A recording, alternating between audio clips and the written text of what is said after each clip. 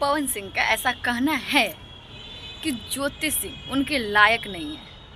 जी हाँ, इसीलिए वो उसे साथ नहीं रखना चाहते, क्योंकि अब वो चुनाव भी लड़ने लगी है, पार्टी फंक्शन में जाने भी लगी है, लोगों से मिलने लगी है। फिलहाल तो वो एक जो मंटू है फनी वीडियो बनाते हैं उनके साथ अभी मतलब रील्स शेयर किया, नहीं जी रील्स शेयर की है, बस उसके बाद ये उनके साथ इन्हें एक वीडियो शेयर किया है। जी हाँ, और आपको बता दें इस वीडियो के लिए इतना ट्रोल किया जा रहा है, इतना ट्रोल किया जा रहा है कि क्या ही बोल।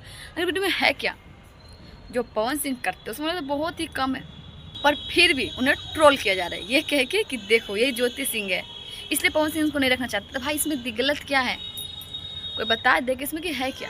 लेकिन लोगों को बकचोदी करने के लिए कहो, वो पीछे बिल्कुल भी नहीं हटते, बिल्कुल भी नहीं। बस यही सब करने में मज़ा आता है यार। तुम सोच देखो दोनों साथ हो जाए तो क्या बात है।